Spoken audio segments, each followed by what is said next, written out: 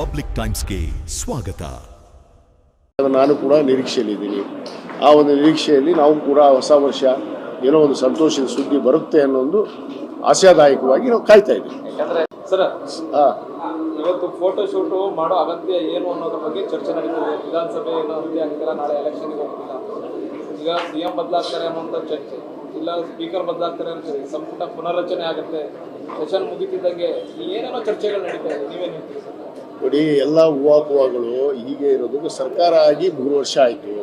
ನಮ್ಮ UT ಖಾದರ್ ಅವರು ಇವತ್ತು ಸಭಾಧ್ಯಕ್ಷರಾಗಿ 3 ವರ್ಷ ಆಯಿತು.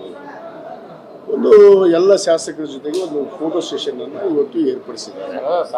ಮತ್ತು ಹೊಸ ವರ್ಷ ಕೂಡ, ಯಾಕಂದರೆ ಉಗಾದಿಯನ್ನು ನಾವು ಕನ್ನಡಿಗರು ಭಾಳ ಹೆಮ್ಮೆಯಿಂದ ನಾವು ಹೊಸ ವರ್ಷ ಅಂಥೇಳಿ ಇವತ್ತು ಆಚರಣೆ ಮಾಡ್ತೀವಿ. ಆ ವರ್ಷದ ಅಂಗವಾಗಿ ಇವತ್ತು ಒಂದು ಫೋಟೋ ಶೂಟನ್ನು ಮಾಡಿದ್ದು ತಪ್ಪೇನಲ್ಲ. ಇವತ್ತು ನಾವು ಕೂಡ ಸಂತೋಷದ ಹೊಸ ವರ್ಷ ಆಗಿದೆ, ಸಂತೋಷ ಏನಾದರೂ ಆಗತ್ತೆ ಅನ್ನೋ ಒಂದು ನಿರೀಕ್ಷೆಯಲ್ಲಿ ಕೂಡ ನಾವು ಇದ್ದೀವಿ. ನೋಡೋಣ, ನಿರೀಕ್ಷೆಯಲ್ಲಿ ಇದ್ದೀವಿ, ನೋಡೋಣ. ವಿಧಾನಸಭೆ ಸಂಪ್ರದಾಯದ ಪ್ರಕಾರ 5 ವರ್ಷದ ಕೊನೆಗೆ ಫೋಟೋ ಶೂಟ್ ನಡೆಯುವಂಥದ್ದು ನಡ್ಕೊಂಡ್ ಬಂದಿದೆ ಸರ್. ಮಿಡ್ಲ್ ಆಗಿರುವಂತ ಕಾರಣ ಏನು ಅಂತ ಚರ್ಚೆ ಸರ್. ಮಿಡ್ಲ್ ಅಂತ ಇಲ್ಲಿ ಬರುತ್ತೆ, ತಪ್ಪೇನಿದೆ ಮಾಡಿದ್ರೆ. ಇವತ್ತು ಅವರು ಕೂಡ ಹೇಳಿದಾರಲ್ಲ, ನಮ್ಮ ಸನ್ಮಾನ್ಯ ಸಭಾಧ್ಯಕ್ಷರು UT ಖಾದರ್ ಸಾಹೇಬರು ಕೂಡ ಹೇಳಿದ್ದಾರೆ, ಮುಂದೆ ನಾನು ಸ್ಪೀಕರ್ ಆಗಿ ಉಳಿತೀನಿಲ್ಲ ಅನ್ನೋದು ಅವರು ವಿಚಾರವನ್ನು ತಿಳಿಸಿದ್ದಾರೆ ಅನ್ನೋದು ಮಾತು ನಮ್ಗೆ ಗೊತ್ತಾಗಿದೆ. ಬಹುತೇಕ ಹಾಗೇನಾದ್ರು ಅವರು ನಿರೀಕ್ಷೆ ಇರ್ಬೋದು, ಮಂತ್ರಿ ಆಗ್ಬೋದು.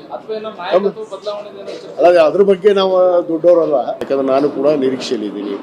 ಆ ಒಂದು ನಿರೀಕ್ಷೆಯಲ್ಲಿ ನಾವು ಕೂಡ ಹೊಸ ವರ್ಷ ಏನೋ ಒಂದು ಸಂತೋಷದ ಸುದ್ದಿ ಬರುತ್ತೆ ಅನ್ನೋ ಒಂದು ಆಶಾದಾಯಕವಾಗಿ ನಾವು ಕಾಯ್ತಾ ಇದ್ದೀವಿ. ಯಾಕಂದ್ರೆ ಸಿಎಂ ಈಗ ಉತ್ತರ ಕೊಡುವಂತ ಟೈಮಲ್ಲೂ ಹೇಳಿದ್ರು, ಇಷ್ಟು ದಿವಸ ಇರ್ತೇವಲ್ಲ, ಇರೋ ದಿವಸ ಚೆನ್ನಾಗಿ ಅಧಿಕಾರಕ್ಕೆಲ್ಲ ಮಾಡಬೇಕು, ಜನರಿಗೆ ಒಳ್ಳೇದು ಮಾಡಬೇಕು ಅಂತ.